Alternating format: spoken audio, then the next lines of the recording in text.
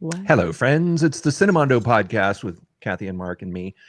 And, you know, a director that I have always loved is David Cronenberg. So much. He's still making movies. I mean, his first movies were the early 70s or something, you know. Always mind-blowing. Like, just, wow. It's a mind-blowing film. They're disorienting. They're disturbing. They're gory and horrifying, and yet they're fascinating. And his ideas tend to be a little bit more intelligent than a lot of horror. Yeah. All through, I mean, through the decades that he's been making films, he's always been about 20 steps ahead of the other horror directors who are working. He tackles subject matter that a lot of people probably don't feel comfortable going for good reason. His movies are like I consider him like the Devo of filmmakers. Like he still feels way ahead of his time. Yes. You can watch a Devo video from 50 years ago. Man, that's still weird. People are still catching up. Yeah. And so I think his son is also carrying on the mantle of also doing pretty mind-blowing stuff. And his daughter. And his daughter, right? And they do like these completely original ideas. You're like, why has no one thought of this before? Like, just really cool, usually body horror type stuff. But I love that his conceptual mind is brilliant. It's just always alive and insane, and I just love it. He goes into places that a lot of my favorite science fiction writers go into. I mean, he's done things based on J.G. Ballard, who I recommend reading everything J.G. Ballard ever wrote. And you just said that mind-blowing thing, that disorienting kind of, you come out of a David Cronenberg movie, sort of, you feel like you've been genetically altered, you know, like a character in one of his movies, like some sort of a mind virus has been planted in you. And now you look at the world in a different way. And that is what Philip K. Dick did in a lot of his books too, where you read them and you feel like, my brain has had a couple of switches switched in there, and I think differently now. Cronenberg's always been able to do that. Yeah. He's always been able to make you see something that seems kind of everyday, like almost kind of like a normal maybe thing. And you're like, oh my God, that's horrifying. Yeah, it's that level. Like even Existence, which isn't even one of his best movies, but still now I think, whoa, really ahead of his time. It is, but when you think about stuff like Dead Ringers and it's like, Dead Ringers is, but it is, but at the same time, it's like that's like totally like relevant. Like the idea of being disappearing into the experiential world of a video game or something like that, and you can't even tell the difference. That is like 1 inch away from actually happening, I think. And I think people will do it. Yeah, port me right here in my spine, in my brain. Give me the port so I can do a video game. I see that totally people be up for that. Even his movies that are more sort of in the like less about body horror and more sort of like dramas, they still have this feeling of being just off. Like some people are very off-putting to David Cronenberg films. And I say, well, it's because he's challenging you in a way, and you have to sort of, his filmmaking is a challenging experience. Yeah. And I think some people just don't want to be challenged when they go see a movie. That's true. But this film is called The Shrouds, or in French, Les Linceuls. And it's a French-Canadian co-production, starring Vincent Cassel, who's a great French actor, and Diane Kruger, Guy Pearce, Sandrine Holt. Wow. And the music by Howard Shore, who does a lot of his and he's fantastic. I love his music. I love how they stay with the people they always work with. They always get that. They become part of their actual style and brand. It really it's does. Like Spielberg and John Williams. It's like the same. John Williams doing music for John Williams, or John Carpenter doing music for John Carpenter movies. Exactly, you gotta have that. You just need it. But Howard Shore sounds like David Cronenberg to me when you hear the score that he did for just about every David Cronenberg movie. Incredible, You never waste your time watching a Cronenberg movie. Ever. Even if it's not even one of the better ones, you always get something out of it. There's always something elegant, artful, and crazy, and something that will scar you for life. And go way back too, and they still hold up. They still, like Scanners, it still totally holds up as a story, and you can't watch that movie and not feel a little bit changed afterwards. The naked fight scene in Eastern Promises. We'll never forget it. How horrifying is the idea of being naked while somebody is trying to kill you, stab you with a knife. You're sure everything felt vulnerable. It wasn't hidden. It's body horror. Back, you saw the entire vulnerable body. Like, oh, yes. Goes for it. So it's a great scene. April 30th. Let's check out the trailer for The Shrouds. So excited. It's a great title too. It is. Yes. A really good title. So mysterious. Do we have the film loaded into the projector? The spool, the sprockets are set up. Let's do it. There it is. All right. And quiet.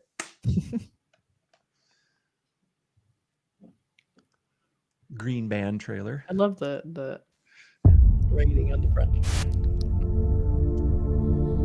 When they lowered my wife into the coffin, I had an intense urge to get into the box with her. You never considered cremation? How dark are you willing to go? What you can say about Those David Cronenberg's shrouds. films. Yes. You mean like burial shrouds? Not exactly. Look at all those movies.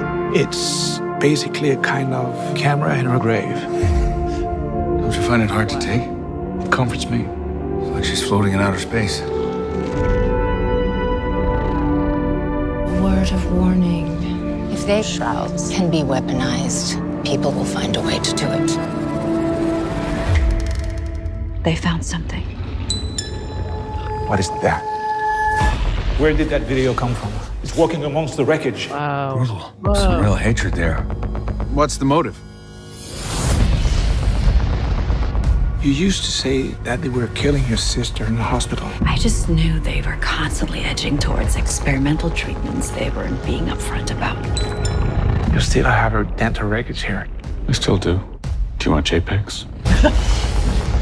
It's obvious they were tracking you through her. Why would anyone want to track me? Well, you tell me. Made a career out of bodies. I'm so happy to be involved. Involved? It makes me feel so alive.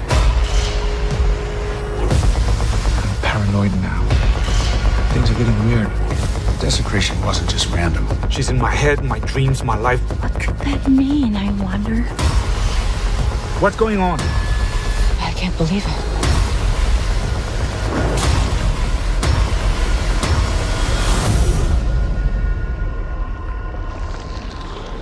The shrouds. It's not meant for the living. Maybe not meant for the dead either. I'm sorry, but David Cronenberg is literally unstoppable. I love this man so much. Oh my God. I actually have to tell you guys something. I actually got goosebumps watching this trailer. Me too. I'm like, ooh. Because I felt like I've seen. I mean, he's made a bunch of movies. He keeps making movies. I mean, recent films, but I've never been this compelled to see one. I mean, I've watched him, and I like what he does, but they don't seem to have the same power or intensity as some of his older films. But this one looks like this is an old school David Cronenberg film here. The concept of it is just so intriguing. It's like when you come up with a really fresh concept, like a shroud that goes over a dead body, and somehow that there's some connection there and people want it. That's just interesting. And even the cemetery with the sort of those, I love that gravestones, just sort of like with the technology involved in that is interesting. It's just that you want to see more of that. What is going on?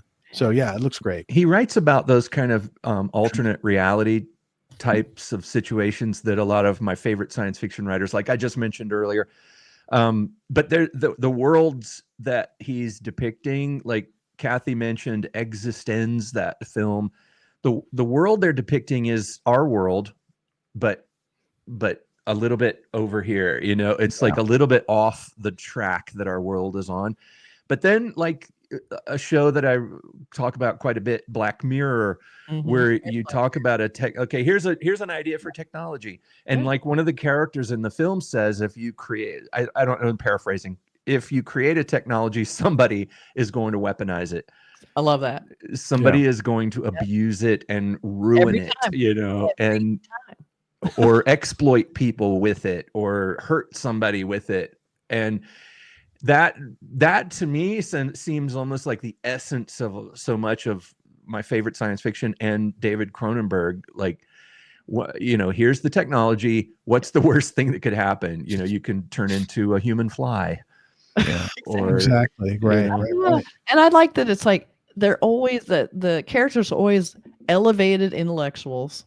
Yes. Always trying to do something or connect or like find meaning in something that we just don't think about. Like whether it's like when someone's dead, you're like, put them in the ground, move on, right? It's kind of we've put them to rest. But this is like, no, why are we putting them to rest? Let's keep involved. Let's stay there. Let's keep watching what happens. Let's see. Yeah. And I love the idea of like, how would that change you? Like if you had to actually see all of this in real time happening, or what, and like they said, what happens? What's the extra usage for something like this kind of surveillance, which is what it is. Like, I love the idea that he always takes that kernel of an idea and just kind of goes, it starts blowing up. It's I always like exploitation. One of his movies. Yeah.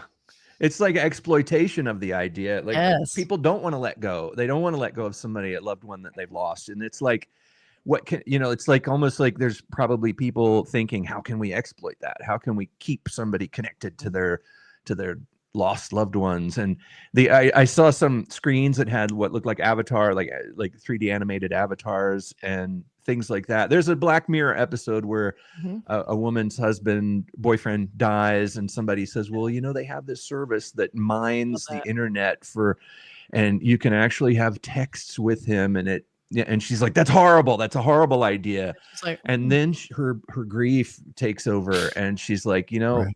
Could hurt. It might make me feel better. And this seems to have elements of that idea where it's so horrifically mind breaking to lose someone that you love. And if there's an offer that you can have them, even a fragment of them, it goes back to that idea of like Pet Cemetery, Stephen King's Pet Cemetery. If you bury somebody in this Micmac burial ground, they will come back, but they won't be the same. And but would it be worth it? But it would be worth it. You might think at first like, no, it's a desecration. It's not real. It's not natural. It's horrible. But then you're like, God, it's like, maybe I want him back. His films also have this, there's a lot of sexualized stuff going on. I think that brings an interesting angle. And some of the quotes were like mordantly funny. So I didn't see the humor there, but I know it's there because Cronenberg gives you this thing. I'm not really sure I should laugh at this, but it's weird. It's weird. Maybe that's what mordantly funny is to that person. It's like, it's just this, again, what Burke said, left of center vibe to the whole thing. And just, you could tell in the trailer, this is such a classic Cronenberg characters, the main characters in it. So it's just like being comfortable going into that weird zone that David Cronenberg's head is at. And I like going there because his movies are so interesting. And this concept is really just right up his alley. It has hits all the buttons for me, in a good way. Yes. I made like a connection. Let me know if you guys saw it. So they show, of course, Cronenberg always has some kind of weird body thing in it where they show the woman in her thigh has these big staples in it. Yeah. Closing this big wound, whatever that was. Almost like an autopsy or something. But she was standing. So it's almost seemed like it was the woman he was in bed with. It was like her leg, like she had an injury. That's sort of how I was reading it, right? Me too. So then when he's in bed with her, she kind of like jolts like, and I'm wondering, like, is he like going in there and taking the staples out? Because I was getting that weird feeling like he's kind of going in there.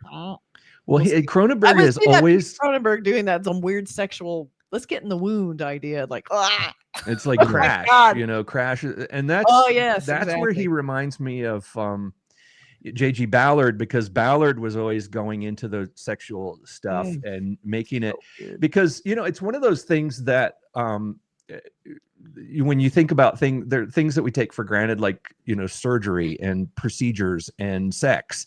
And then when you really detach yourself from your status as a human being and look at it as the way an alien would look at it, it's like, that's really weird. And that's me. And that's what Cronenberg, I think, has always been doing with I think that's what one of the we use the term body horror when we talk about him and J.G. Ballard and William S. Burroughs and people like that who write about such things, who sort of point out how odd it is to be human and how oddly fetishistic we all are without realizing it. We sexualize things, and we turn these things into, I mean, I'm not going to go too far into this idea, but he goes into those ideas like this is the green band, the green band reaction, Cinemondo episode. But you know what I'm talking, I don't have to go further than that for you to know what I'm talking about with regards to David Cronenberg and William S. Burroughs and all these and J.G. Ballard. And interestingly, Cronenberg has done adaptations of J.G. Ballard, Crash, and William S. Burroughs, Naked Lunch. These people who seem to be approaching what it is to be human from those sort of dark, shadowy places in the back of our minds that we sort of keep hidden. It's like looking at the sun.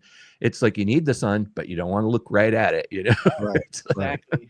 We don't want to face these things about ourselves. No, sometimes you just don't want to know a lot. Yeah, it's like, let's not talk about that. So we have, this is a pretty kind of retro looking poster. Yes, very sterile, and I love how they're looking at like almost like a blue screen, like they're all the blue duotone, but they're looking down at those radiating tombstones. So I think it's an incredible visual, and if someone doesn't make this happen, missed opportunity. Let's have a graveyard with little like portal like tech in it. That would be so cool. Maybe it's like even not necessarily going into the grave, but maybe you should watch like a little video of that person. I've seen some graves with videos. Cool. Oh, no kidding. They have videos that you can play back of a person. I want to like see it home mass, movies. Mass done. Not necessarily graves. I think it should be more like ashes, because I think, graves take up a lot of wasted space. But I do love the shot of them. It looks great. It's from the movie. It's not a special shoot. And I like how they went kind of, retro 70s vibe with the inset, the white frame around it with the credits outside of it. It's really cool. Really well done. So simple but effective. Yeah. Well, it's coming out April 30th, and can't wait. A good springtime release. But I just think his movies are their own thing. They are. Yes. If you get them, then you look forward to watching them, because they're always he's an artist. Challenging. About J.G. Ballard and William S. Burroughs. These are artists, and they're their own work. He wrote and directed this. That's what he does. Yeah. And if you get into it and like it, you really, it's a rewarding experience. So I can't wait for this movie. This makes me totally happy, because I feel like I am looking forward. I mean, I look forward to his movies, and I generally watch them, but there's a few that I've missed. You kind of dread them too at the same time, because they can you have to be in the mood for them. Like if they're on home, like, oh, do I want to watch? He doesn't hold back. You're going to be uneasy and unsettled and disoriented and kind of grossed out, and you're going to go, oh my God. But you're also going to see, oh my God, you're going to see things in his films that are familiar in creepy ways. Like David Lynch does that with his films, and his things go into our dreams. Sometimes I'm watching a David Lynch film and I'm like, how did he know that? Yeah, I get it. And Cronenberg does that. I mean, he goes into these realms where you're like, yikes, a little bit, too much information. Yikes. Really good. Let us know your comments. Let us know some of your favorite Cronenberg films, and we'll catch you guys next time. Bye-bye.